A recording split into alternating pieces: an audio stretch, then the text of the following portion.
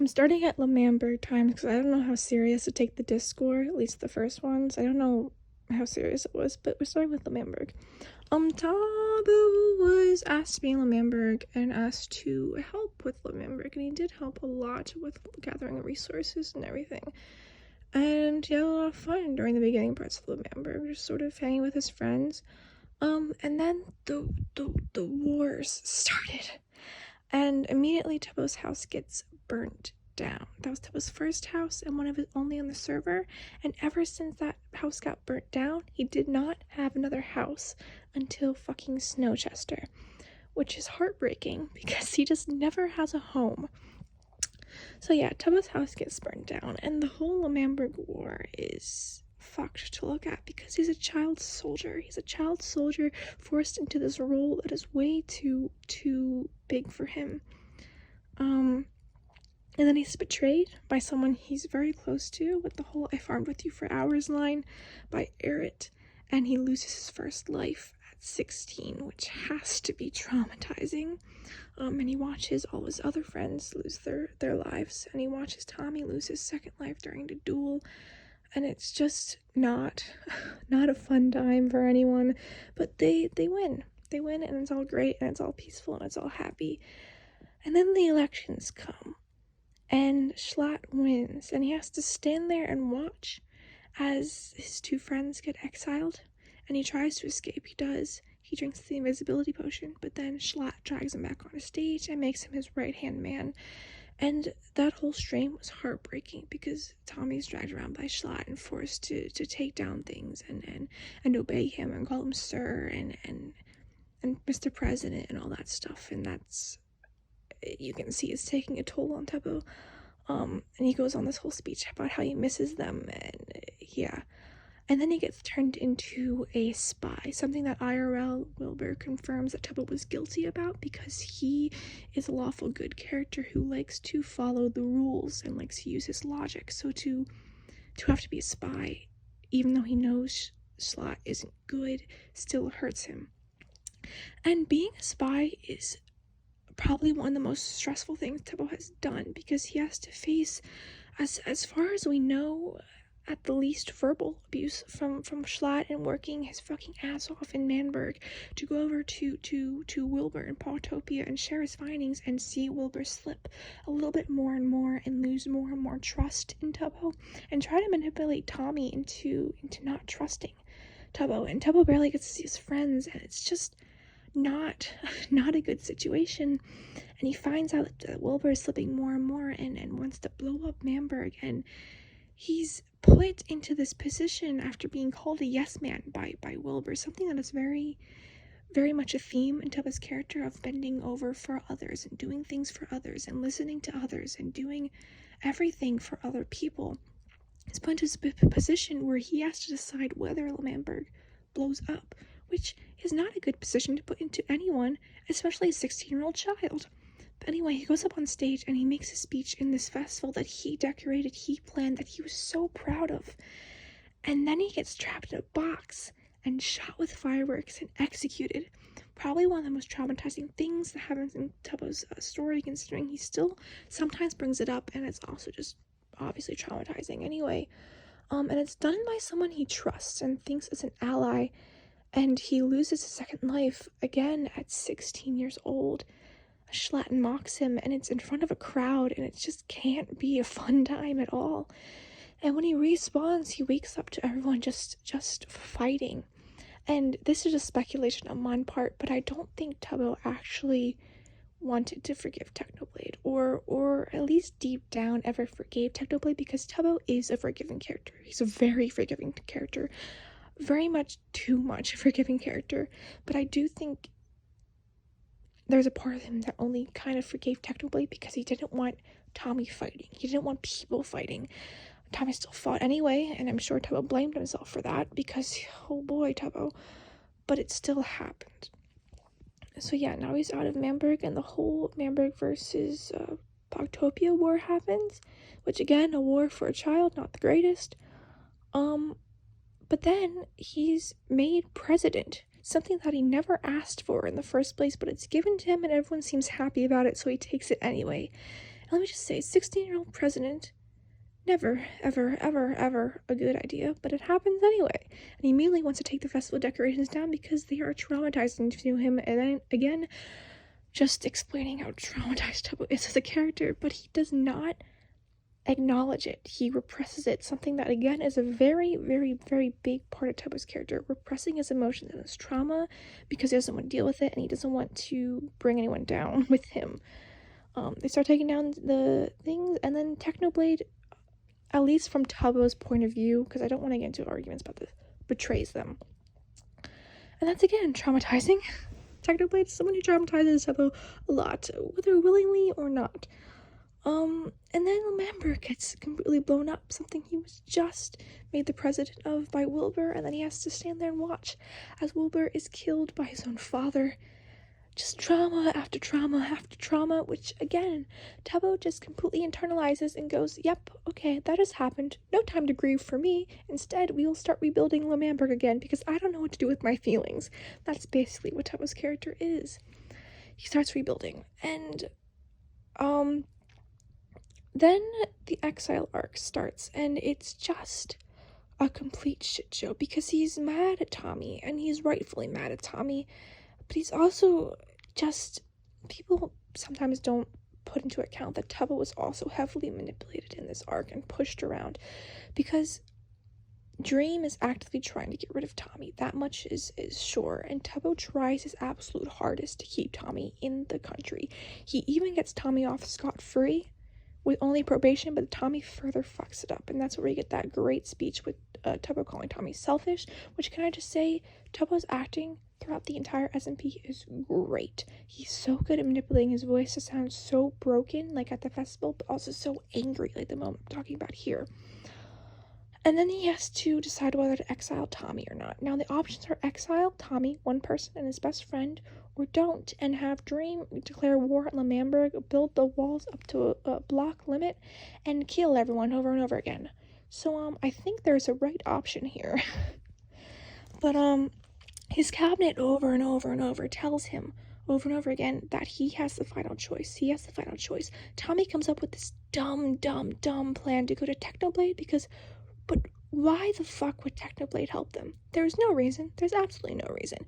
So Tubbo makes his final choice. Finally, he makes his own choice, stepping out of the yes-man position into his presidential position and putting his foot down and saying, no, I'm going to protect my country. And he's immediately villainized for it. He's immediately called Schlatt, and he's immediately kicked down. So what does he do? He goes back into his yes-man ways, and he gets pushed around his cabinet for the rest of his entire presidency. Pushed around by Quackity and all them. And throughout it all, he misses Tommy so much. He regrets it so much, and he just starts thinking of himself as a worse and worse person.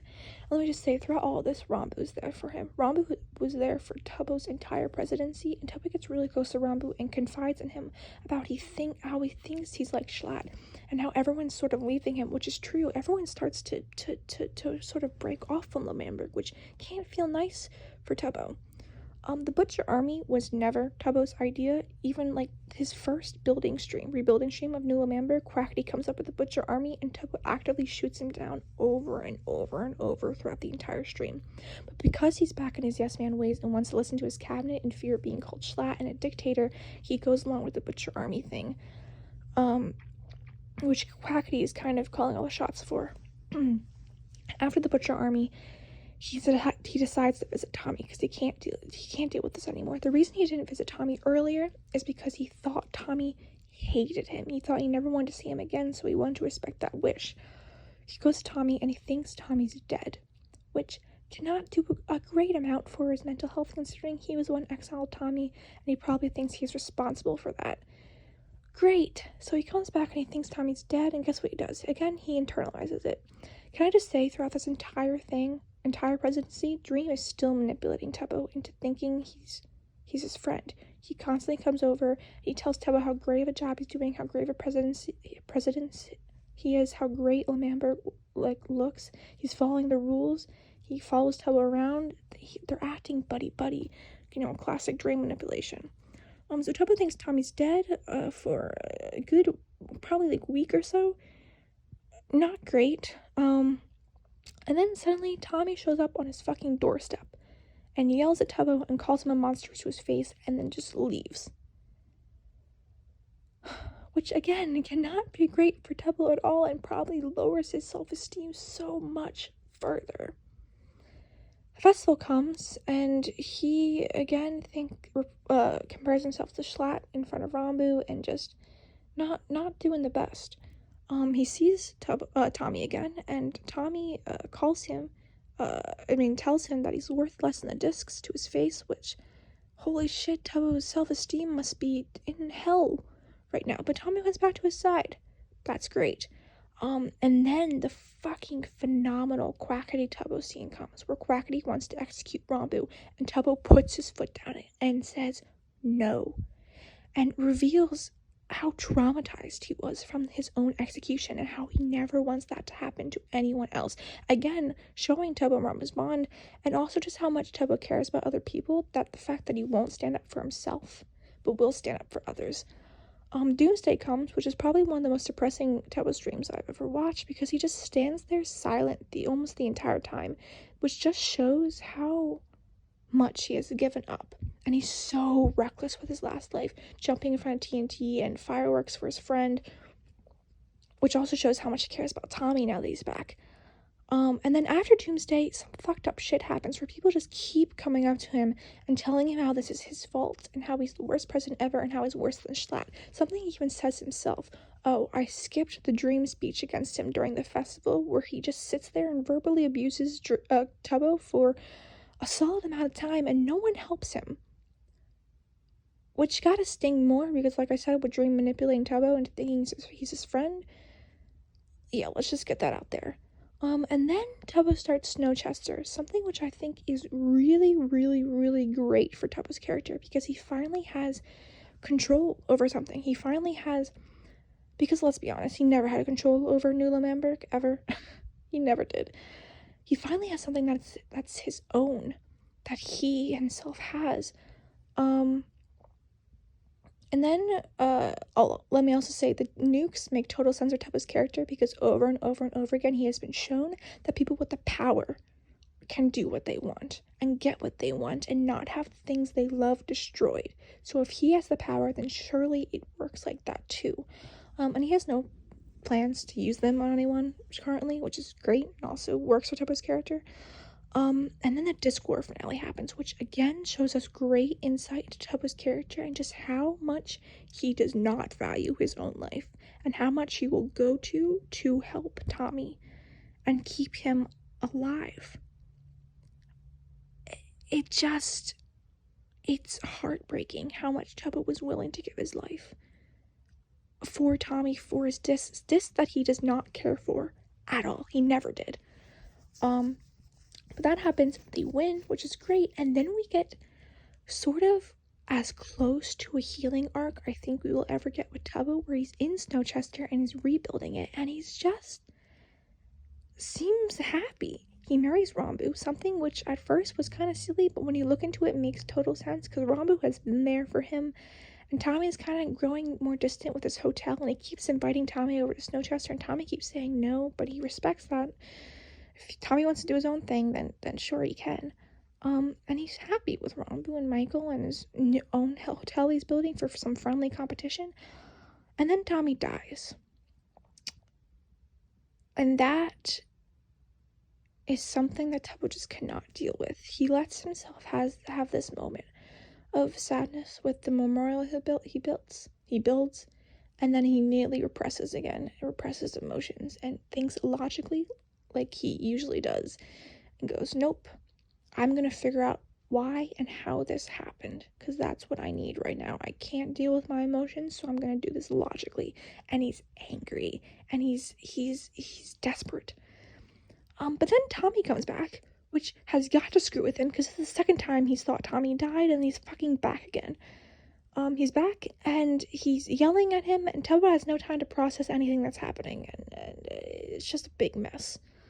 Can I just say, though, I love the latest Tommy stream where Tommy goes to Tubbo and Rambo and asks them for his help, because it just shows the development that Tubbo is having.